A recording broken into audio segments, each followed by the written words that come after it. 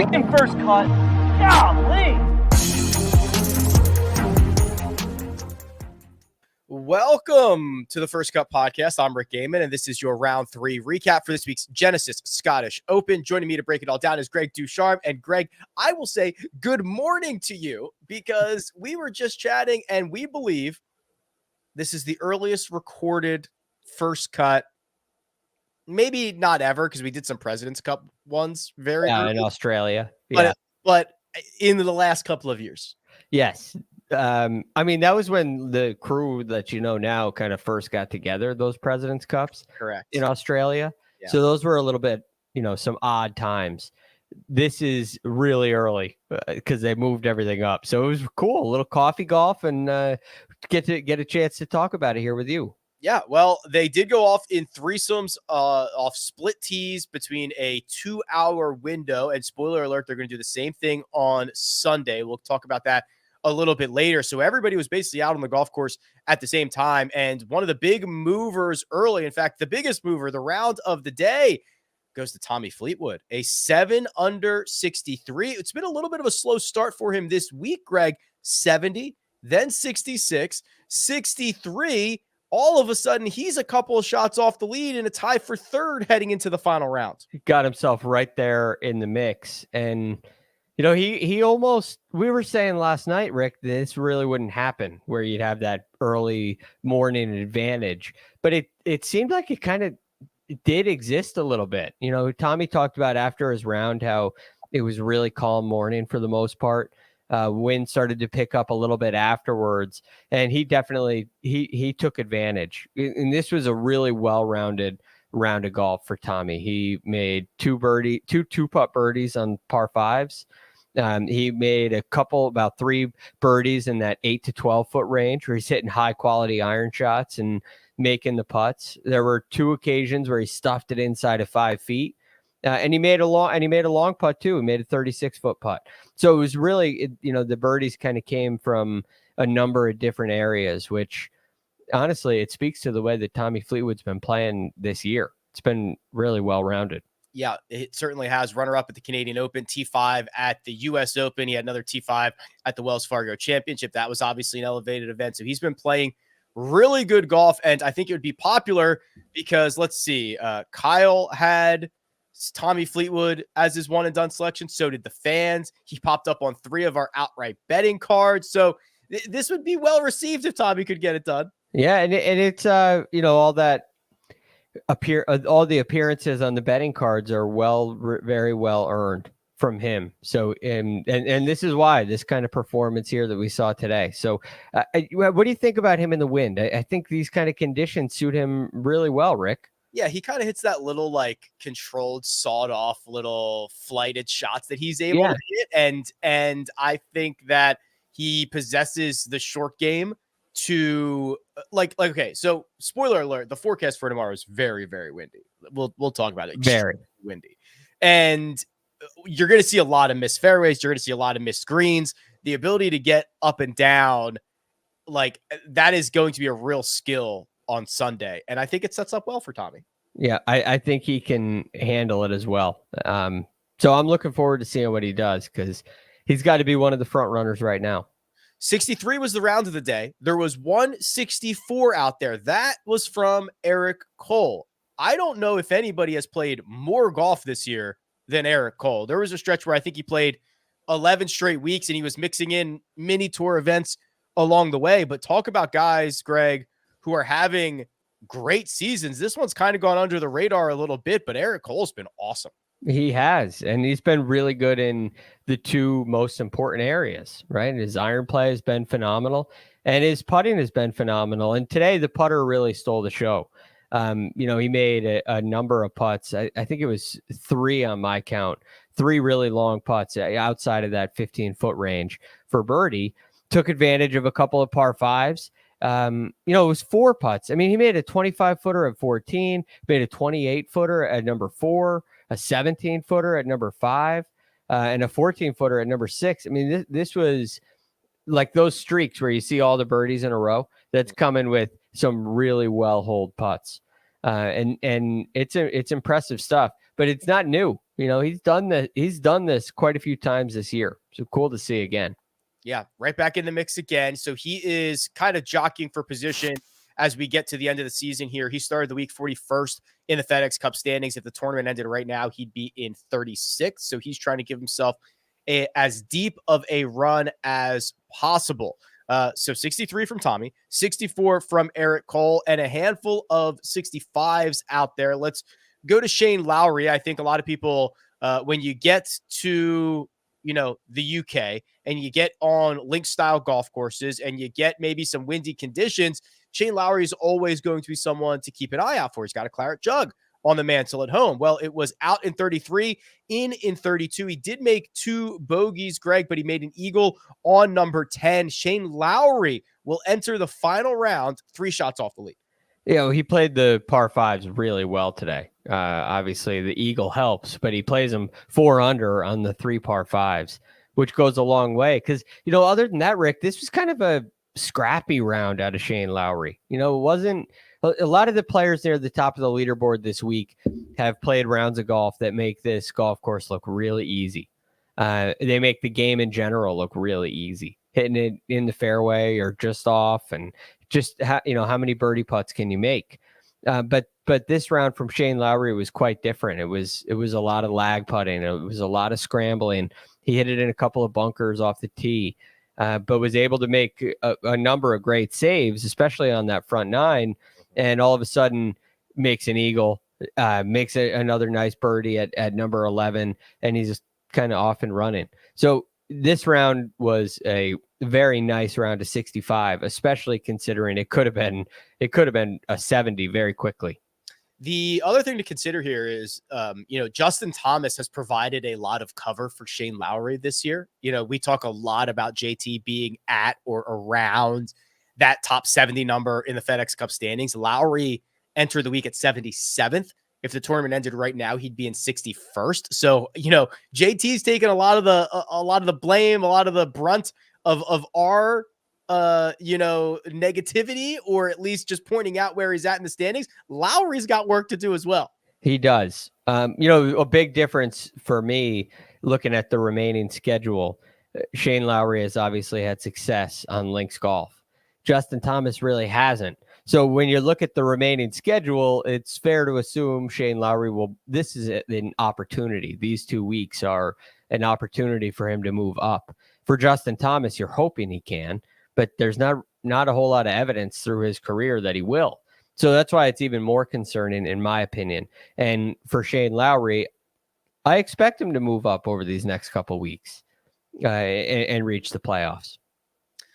I do as well, because I think it's always it would be jarring for guys of both JT's talent and Shane Lowry's talent to not make the playoffs. And we don't have a lot of evidence of that, but this is the first year of the top 70. So I'm like nervous. Yeah, it's gonna.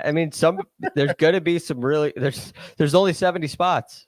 Yeah, it's only 70 spots.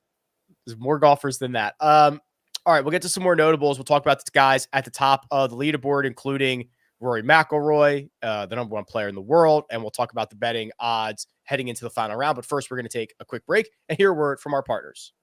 In case you're new here, we're here to make history.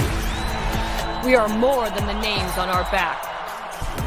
We're the team on the front, the country on our shoulders, the city behind us, and the fire inside us.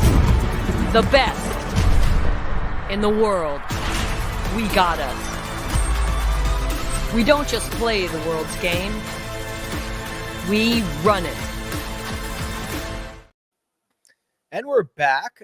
Looking a little bit further down the leaderboard, I'd like to provide an update on Scottie Scheffler.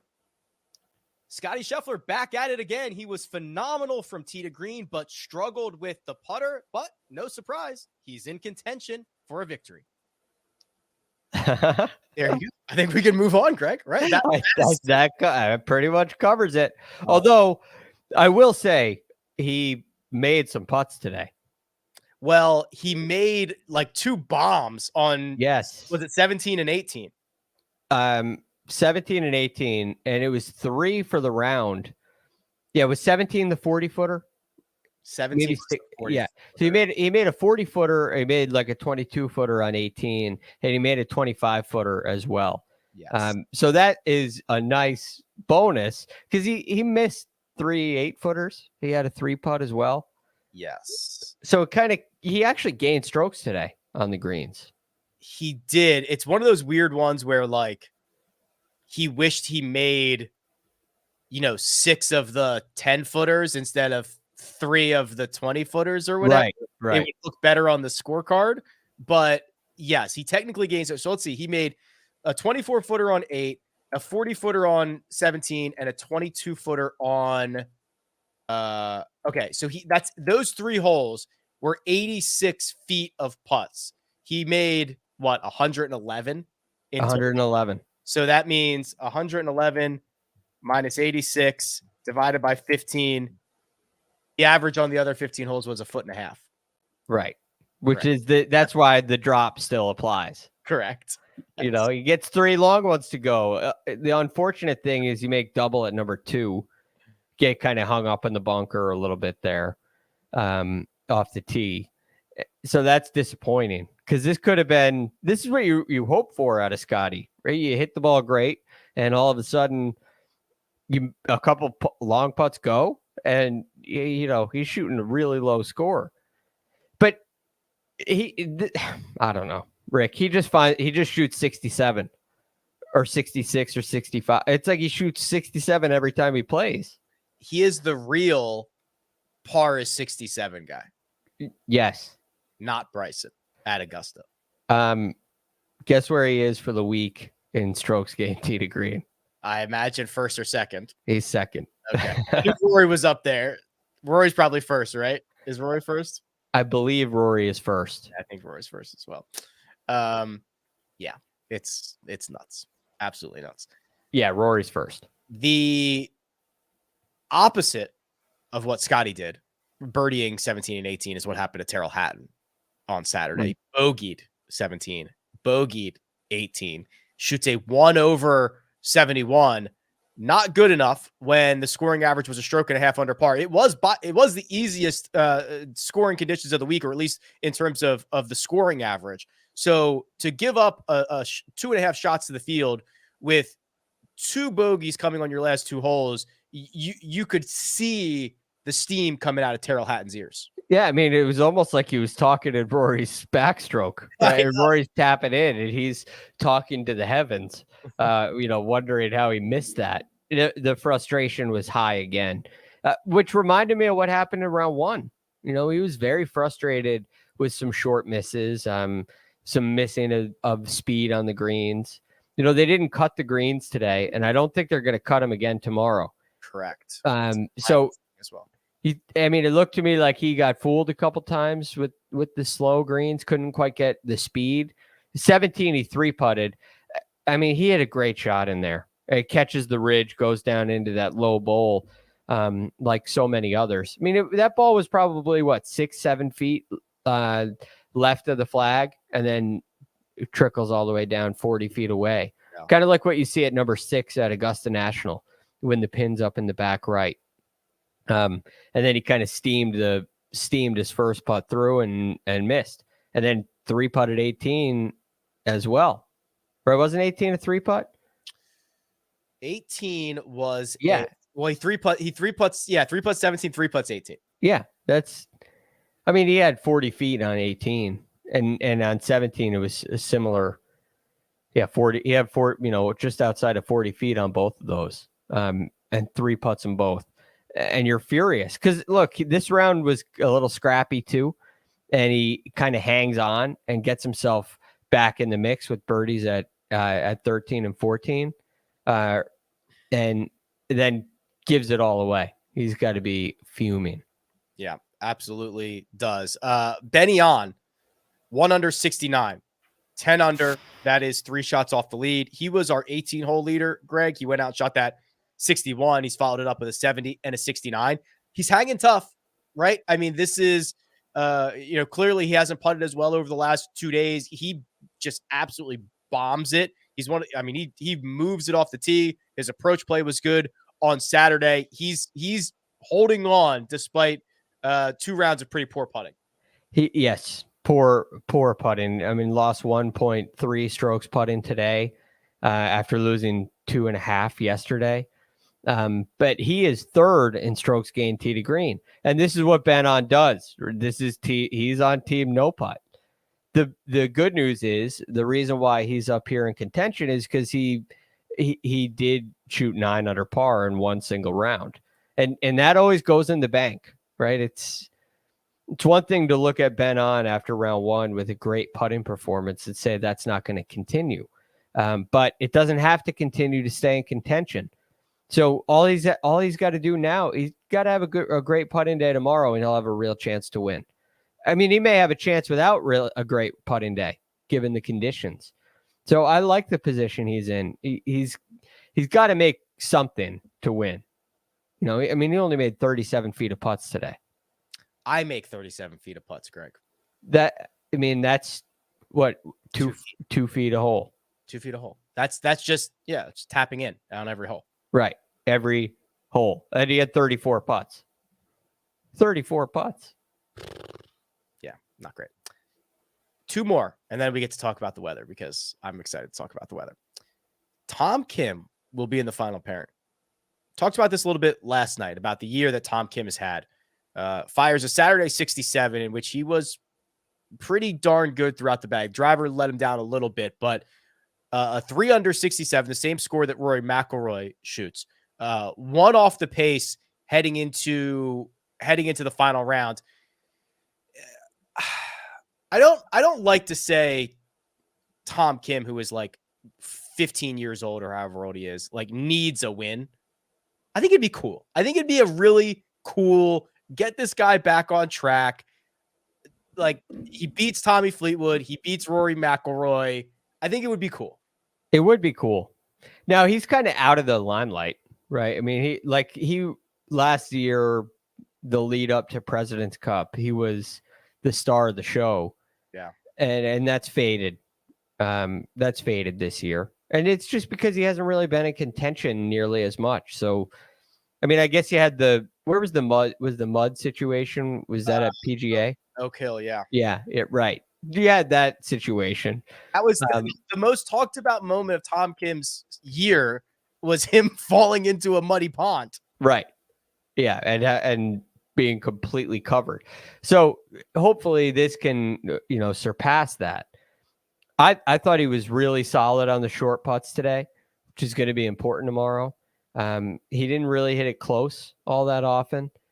And I don't know if you're going to have to tomorrow, right? I think if you can replicate what he did today, where you kind of scramble a little when you scramble a little bit when you have to, you hit it on the greens, and you lag putt really well, and you make your 6-footers. I think that's a recipe that could win tomorrow, given the conditions.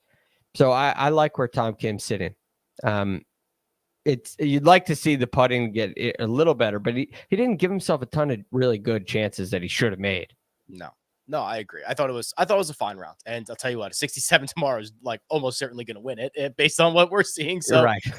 Very, very, very well done, Tom Kim. 1 shot off of Rory McIlroy's lead. Rory was our 36-hole leader. He will be our 54-hole leader. It got a little shaky, Greg. I think on the second 9. We were talking about this before we went hot. When Rory's swing gets a little out of sync, what you start to see is that left miss crop up more often. We were trying to remember, I think it was final rounds of Canada, right? He hit a bunch of wedges and stuff left and doesn't win there.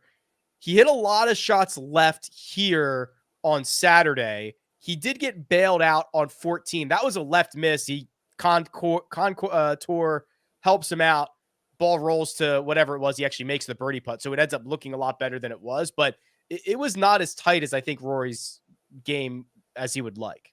That thing on 14 gets on the other side of a mound. I mean, I'm not sure of the surrounds there, but he missed the green significantly. Yeah. And it kicked all the way on to makeable range. I mean, he must have missed that target by 40 yards. I agree. Shot Link says he stuffed it to 15 feet and made a birdie. That is not what happened. No. So you look at the scorecard now on the back nine. He makes a birdie at 10, which, by the way, he had 3.5 feet for eagle. Right. Missed it. Missed it. So he makes birdie there. If you have bogeys at 12, 14, 15, I mean, this round is really disappointing at that point. You go shoot 37 on the back nine, and it's a disappointing round, and that easily could have happened with the quality of shots. Now, the breaks come and go in links golf, and so good on Rory for taking advantage of that on 14, because now he's still the leader, and he's still in a really good position. But there's definitely some kinks he's got to work out heading into tomorrow. Because again, the conditions are going to be tough. There's going to be a fight out there. I don't think you want the fight to be with your golf swing. Yeah, that's a really good way to put it. Let's loop this conversation into a couple things. So we could talk about the odds board, Josh, in a second, but let's talk about tomorrow. If you want to share my screen, Josh, I've got the wind finder up here. So, boy, here's what we're looking at for Sunday. Basically sustained winds throughout the day of 20 miles an hour to 30 miles an hour with gusts from 30 upwards. The official PGA forecast says, and I quote, strong winds remain forecasted for Sunday with speeds in the 20 to 30 mile an hour range, gusting over 40 miles an hour. The timing of the strongest winds will be between 7 a.m. and 4 p.m. 7 a.m. and 4 p.m., Greg. I don't know about you. That sounds like all day to me. That sounds like all day. That's when we play golf. And by the way, they moved tee times up again. They did. So it's not like there's going to be a window. We've seen this before where the afternoon gets really windy. Like a Snedeker. Are we going to get a Torrey Pines Snedeker finish? I mean, I don't think so. I think this golf course handles conditions like that a little bit better. I'm glad you mentioned it. You are absolutely right that they have not. Okay, we've been prepared for this. We've known about this Sunday for a week. Yep. So they did not cut the greens. They lightly rolled them, I think, last night. Yep. They are probably not going. From what I understand, they're not going to cut them again. They were running on the stimp like 9.5 on Saturday, which, just to put that into perspective, the average on the PGA Tour in the last 10 events has been about 12.5. These are going to be very slow greens because of they knew this was coming. You can't have greens that run at a 12.5 and 30 miles. The ball will not sit. No, we've seen it before. And it becomes, that's when you get the speeds up that high, the wind really affects the break as well. And it becomes brutal. You don't even need winds that high on greens that are really fast to start affecting the break. So this shouldn't be, it at 40 miles an hour, it will still have an effect. But it's playable, at least. The ball will stay on the greens. But 9.5, I mean, when you your local public golf course, you're probably somewhere around, 9.5. Yeah, that's like a very normal public golf course green speed. So they will be slow. Also, Rick, I think the surrounds, the edges to the golf course, when you miss fairways, what that penalty looks like, you can handle. It's designed to be played in heavy winds. There's options to play from some of these other spots. Keep the ball down. It's built for that. I'm not sure Torrey Pines is. Most American golf courses aren't. But, I think you'll still be able to get around here and even par. Okay, so that was going to be my next question, because we really haven't seen, assuming this forecast is right, we haven't seen a day like this that I can remember in the last year or so. So what is expectation, right? I mean, is the lowest round of the day going to be even par? Is it what do you think is a really good round, and what do you think is could the scoring average be 2 or 3 shots over par? Yes. Okay. It can. I think this is one of those situations where pars become good for everybody. And it's easy. Like, you're not going to have these crazy situations where it gets like people can't finish a hole because of the wind. It's not like you're going to get stuck out there. So I don't think there's going to be a ton of really big numbers. I think there'll be a lot of bogeys. And I think you could still make some birdies. A lot will depend on how gusty it gets. Yeah. But if they're playing in a 25-mile-an-hour wind, they'll shoot under par. I mean, good rounds will be on. You could see a 65 in 20-mile-an-hour winds. If they're really gusty, it gets a lot more challenging. Right. So I think tomorrow a really good round is 67. I think anything at level par or better is great. I think the scoring average is probably a shot and a half over par. Be my guess. Which would be a pretty big difference considering there was a shot and a half under. But that would be a 3-shot swing in one day. I mean, that would be a big difference for a average. Okay, that feels fair. I agree, right? These guys, the gusts is what screws these guys up. They'll know the direction. If it's sustained, they'll make the adjustments. It'll be annoying, et cetera, but but they can handle it. Yeah, they can handle it. Let's see the odds, Josh, and see what Vegas thinks of all this. Rory McIlroy nearly even money to win the Scottish Open. 1-shot lead heading into the final round, plus 130. Tom Kim, 5-1. Tommy Fleetwood at 7, along with Scottie Scheffler. Those are the only 4 golfers in single digits. Then you can kind of get to Harman at 14, Lowry at 16, everybody else 30 or longer. Is this an opportunity then, Greg? So after what we've just talked about, like, how comfortable could you be betting anybody who's nearly even money? I know it's Rory, and I know he's been phenomenal this week, but I'm kind of expecting a little bit of chaos. I kind of am too. Yeah. It can go a lot of different directions. Just because we say it's manageable, it doesn't mean it's going to be manageable for everybody, right? If you're playing well, you can score. If you're not, you will see punishment, right? That little. Who knows where that ball on 14 goes if the wind's blowing 30 miles an hour? Yeah. So I worry about what happened with Rory's golf swing on the back 9 today. That doesn't make me feel good heading into a really challenging day in the wind where you have to be in control of your start line. So, I mean, who is the guy on this board that stands out the most?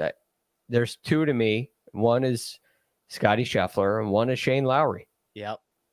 Those are the 2 guys to me. Lowry's the one that I kind of had circled. 16-1, 3 shots off the lead, and obviously can play. I mean, he's been the last 2 rounds. He's been great. 64, 65. Shot a 71 in the opening round. So he's outside of that, he's been pretty darn flawless this week. And then we might as well make a new drop for Scottie Scheffler 7.5-1 to win, and he's only 3 shots. You know what I mean? Yes. Yeah, if Scottie makes 2 putts tomorrow, he wins. And I could see that happening because he will give himself the looks. And he's shown that in any conditions, he continues to give himself the looks. It's almost like it doesn't matter how easy or difficult the golf course is for Scottie. It's just a matter of how many putts go in, if any. If any. All right. I hope we get a little carnage. I'm excited. I think you're going to have a big spread in scores. I think they should move tee times back. They should, if you're at the Scottish Open, you should be forced to play in the worst wind. It is fitting. Don't move them up. But I think you're going to, right? I mean, between 7 and 4, you eliminate by moving up. You eliminate that post, the twilight where it calms down, and they played the back 9 in great conditions. Yeah, no, it's going to be, if that forecast holds, it's going to be bad for everybody, which will be really, really right. Cool. They're going off early again on Sunday, so the First Cut pod will be early. I have no idea what the broadcast thing is. I watched it on CBS Sports app today, Greg, live.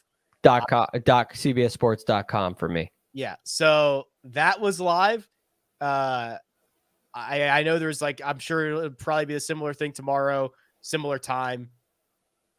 Hopefully people can find it. Yep. That's the easiest place to go.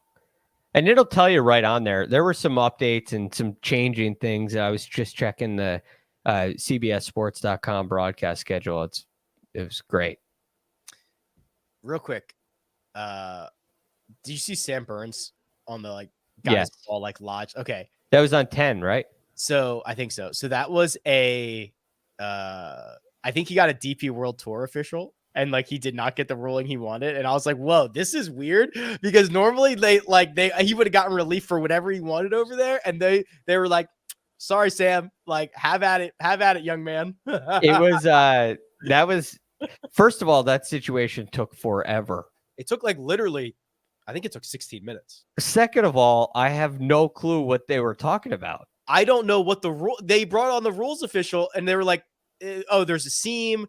As that part of the construction, if you give him relief there, you have to give him relief in the whole bunker. I'm like, I don't know what he's asking for relief for. There, look, Josh has the picture up. If you're watching on YouTube right now, his ball. So he was in that pot bunker. He blasted it into the face, and it just barely came out, and it hung right there. What is he asking? What is he trying to get relief from? The seam? The seam, I suppose. I mean, everybody seemed to think it was a very fair ask from Sam Burns. I don't know what I don't understand it. I'm not a rules expert. I know many of the rules, but at a very basic level. And I have no clue what this was about. And as they're talking about it, describing the situation of what are we looking at here? Right. What is the difference? If his ball was up closer to the seam, he would have gotten relief. If it was far, it was so puzzling to me. I'm still confused. He did not get relief. He hit that shot from there, went back into the bunker, and he ended up making a triple. 8 on number 10, the par 5. So sorry, Sam. Yeah, that was disappointing. We'll be back bright and early on Sunday when that final putt drops to discuss who has won the Genesis Scottish Open. Is it Rory? Did Fleetwood get it done? Was Lowry able to come from behind? Or maybe Eric Cole? I don't know. I have no idea what's going to happen. That is the beauty of sport. Big thanks to producer Josh. Does all the hard work behind the scenes. Greg DuCharme, available on Twitter at The Real GFD. You can find me at Rick Run Good. This has been The First Cut. We'll catch you next time.